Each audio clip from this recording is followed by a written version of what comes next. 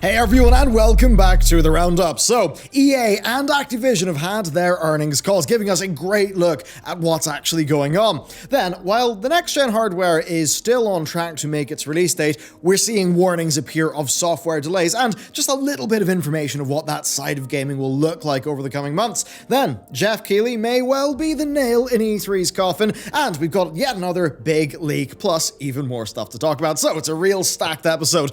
Now, do you want to support our mission and also get the daily briefing, weekly features, behind-the-scenes content, early access to content, and even a bundle of physical loot from our game team every month in your mailbox? Then, hey, Patreon is the place. I mean, hey, research-heavy, multi-topic videos like this. With the size of our channel, it's only possible because of the support you guys have been showing to us over there, so thank you for that. It's, how to support us, get some other cool stuff as well. So, with that said, let's get straight into the news. It is financial season yet again, and this time we've got the Q1 earnings calls from EA and Activision Blizzard.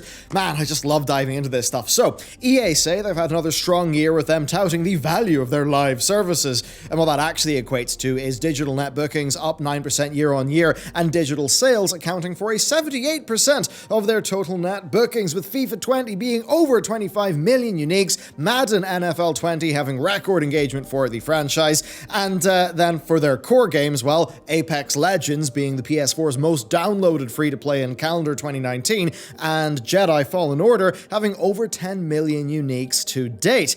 So it's kind of interesting. We're seeing their wins actually being really good for them, and sports being super good for them, plus Apex being great for the core market. But of course, there are those two other live services, Anthem and Battlefield 5, that, yes, weren't really talked about that much and very much have had issues. But I suppose in big business, it's about your wins outperforming your losses, and that maybe is happening here. Now, in terms of their future plans, they say they expect to announce titles over the coming months. This includes an announced EA Sports title, then additional EA HD title, 4 EA partner titles, and 2 mobile soft launches. So Andrew Wilson says that the sports titles are going to be leading EA for the next generation of consoles this year, and yes, there's that going on. I mean, hey, maybe they'll pick up one of their abandoned sports franchises. So that's basically saying what we know, right? That core games will be major in the next gen, that sports are doing super well, and then yes, not that much on Battlefield or Anthem. Now, the 2 mobile titles will be leveraging their top IP, and they've also got multiple games set for the Switch this year, which is interesting because EA have typically been pretty hesitant about that. Then Battlefield 6 is progressing very, very well, they say, and EA Access will be coming to Steam. And then Wilson rounded off the call by reiterating that EA has never had as robust a pipeline of content as they have right now, which of course he would say, and yes, Andrew Wilson saying that he's more excited than he's been in a long time. I mean, again, that's fine for Andrew, the CEO, to say, but I mean, look at their core game live services wrapping up, that's very much a problem for them. And then for Apex, yeah, it's done great, but as we're going to see for Acti, they've got a direct competitor to Apex Legends, and with Warzone, doing so well, that's not, you've got to really wonder then, is Apex going to have a contraction? And really, if Apex contracts, that's going to be most of the core market kind of just escaping from EA and going over to Activision Blizzard. So with that, actually, yes, let's talk about ActiBliz. And surprise, surprise, Bobby's boys have done better than expected with their Q1 revenue, and a lot of this is the incredible performance of Call of Duty. Warzone has over 60 million players, while Modern Warfare itself has sold through more units and has more players than any prior title at this point in its release. That's wild. Q1 sales for Modern Warfare are actually a franchise record for sales outside of a launch quarter, with the in-game net bookings doubling year over year from Blops 4, with Season 3 being the best performing season to date for engagement and, of course, for player investment, so money that people are spending. That certainly is interesting, given how just, Blops 4 went so much harder with its microtransactions. Now, it could be that Modern Warfare has, lower spend per user, cheaper, but, just has more users. It could be that, or it could be that even though the MTX is less aggressive, people find the value proposition to be better because generally they don't feel like the game's dicking them around as much, but maybe also because of like the cross progression for your microtransactions between the primary Modern Warfare and Warzone. So that could also be a factor there. But your TLDR is this: Call of Duty basically is at the top of its game. And given that they seem to have had years of struggle, in the last while, that certainly is saying something. And with that being such a key franchise for them, I mean, yeah, there's no surprise that their stock absolutely surged after this earnings call. And then hopping away from our PCs and consoles to mobile, Season 5 of COD Mobile actually delivered the highest monthly in-game net bookings since Season 1. And given how well Season 1 did for that game, that's an incredible result for ActiBliz. COD Mobile is basically just knocking out of the park.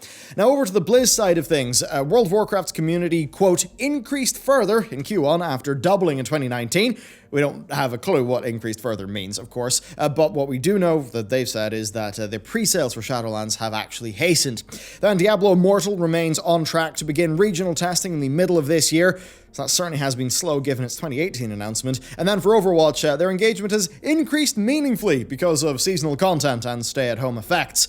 Yeah, I kind of doubt that it's really Overwatch itself. I think it's more that people happen to own Overwatch and they need something to do in the current climate, because that certainly is a bit of a stagnant game. Of course, that's from the player side. There is obviously the problem of OWL players just flocking to Valorant. That's not something they mention, and obviously that's a big problem for that game.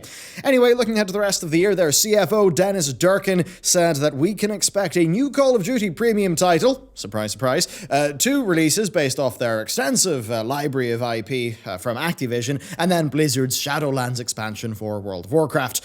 So basically, right, Activision are making boatloads of money off Call of Duty. Warzone has been an incredible thing for them, so that's a big success. And they don't really have an awful lot else right now, but we'll have to see what those other announcements are in due course. Certainly, they do have a pretty strong library of, old IP, so there are some of their remasters that, let's be real, they've been great. That Spyro remaster, that was perfect. They did so much work, and even just so much, actual unique work, like the designs of the dragons and stuff, so...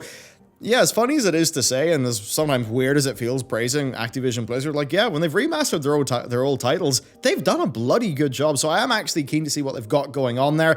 But yeah, certainly it's slow from Blizzard, and it is slow from non-Call of Duty Activision. If they want, if they want a really bright future in the next 5 to 10 years, what I want to see is what's going on past those things? What's really going to drive that next big phase of growth for them? Anyway, that is it for the earnings calls, so let's move on. We have yet another bit of Xbox news. So the Series X is still on track for holiday 2020, but the actual video, the games themselves, they may be delayed. Now this is all via Phil Spencer talking to CNBC, where he basically said that game production is the bigger unknown here, and he just noted that they feel confident for their games, but that they still want to prioritize the security and the safety of their development teams, and they don't want to unduly, push things to hit that date. Now if that's actually true, and it's not just Phil trying to sound nice to CNBC, then that is actually good stuff for the people working in the games, but also maybe that unrelenting push to make console release windows, maybe that's what has led to historically so many next-gen, launch titles just being droll. So if it's good for the games, I think it's good for us.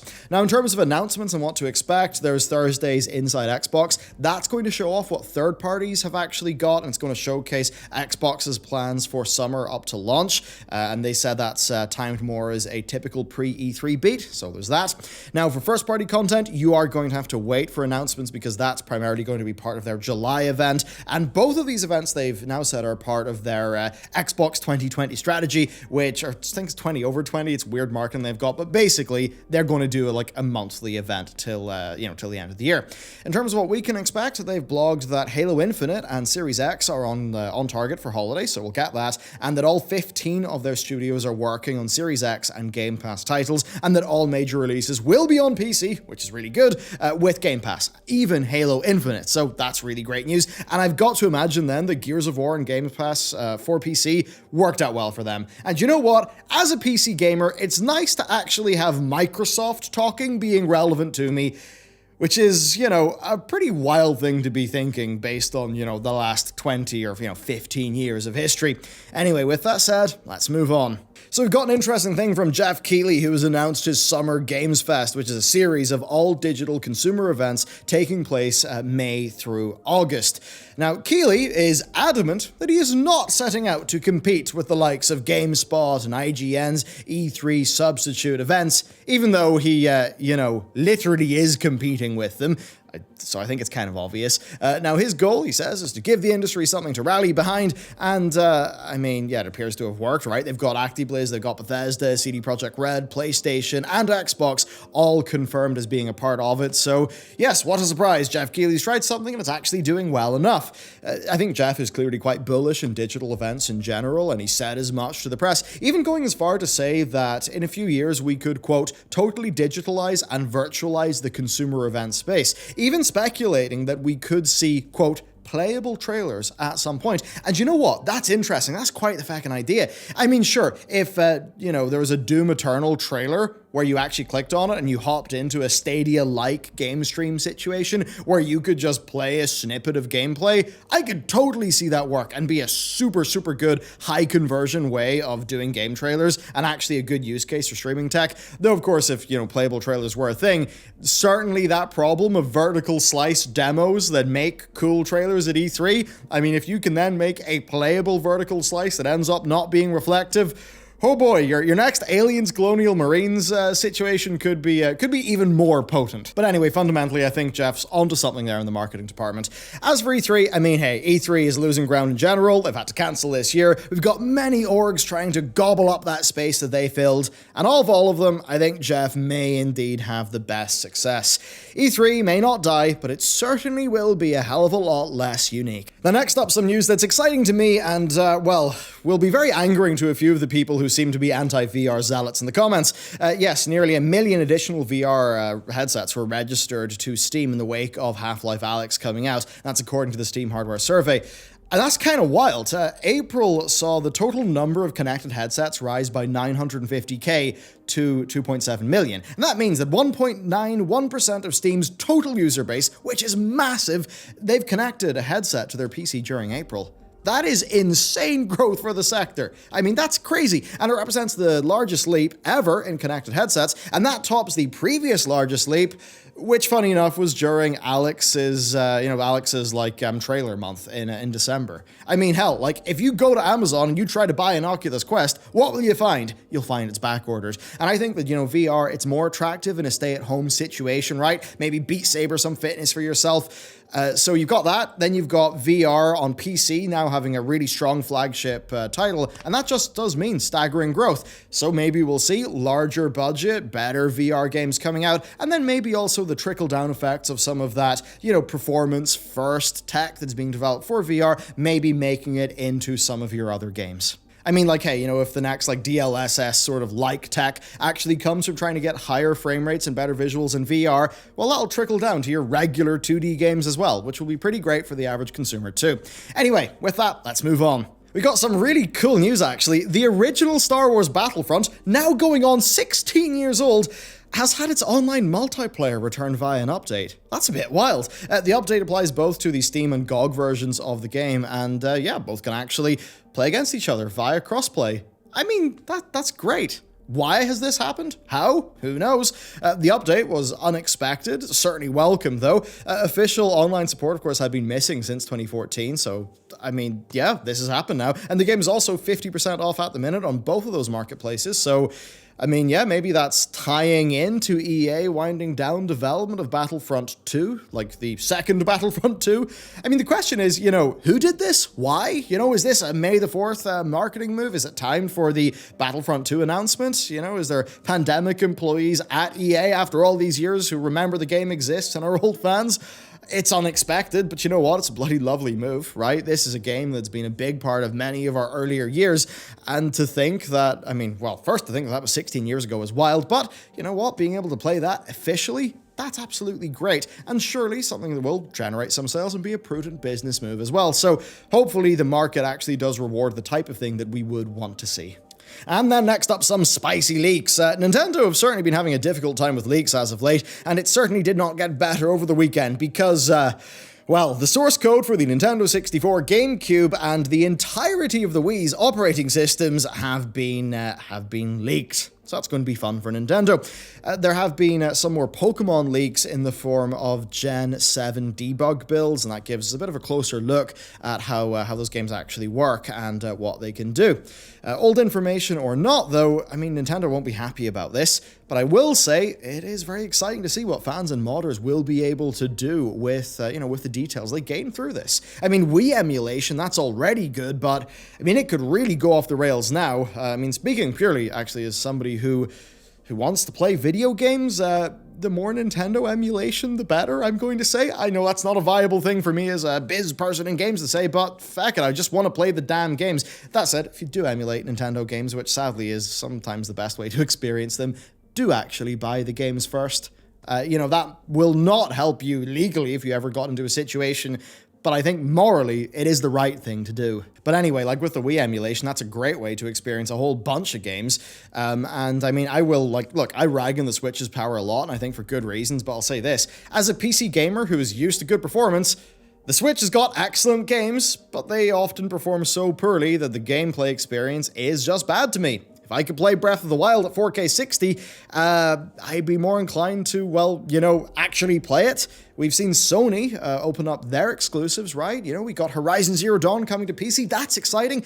I have to wonder if, Nintendo emulation actually proving that people want to play Nintendo games, in another space, will that actually, I mean, look, it literally market tests that there is some demand there, right? I would just love to see Nintendo actually release some of those things, to PC. I'm not asking for them coming out the same day as they come out on the Switch. I understand for business model reasons why Sony and why Nintendo, need to keep their exclusives, release date, on their own consoles.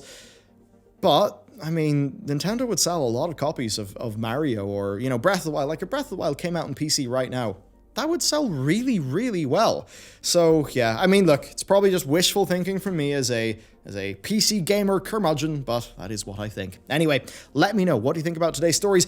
Especially, EA, Activision, right? They've done things that have pissed off customers, but in terms of the core of, those ships being steered, at least from a financial perspective, it certainly does seem to be working for them, and that is quite interesting. So, we got that. A lot of other interesting things, especially, if you're one of those people who's just plugged in a VR headset for the first time, I'd love to know what you think. And, have you been doing Beat Saber exercise during lockdown on an Oculus Go, or a Quest even? Because that seems to be what a lot of people have done. I mean, you basically can't buy them without a month plus shipping at this stage. So anyway, let me know what you think. Thank you very much for watching this video. If you want to support us in a little bit of a deeper way and also get some cool stuff in return, there's always the Patreon. So with that, thanks for watching, and I'll see you later.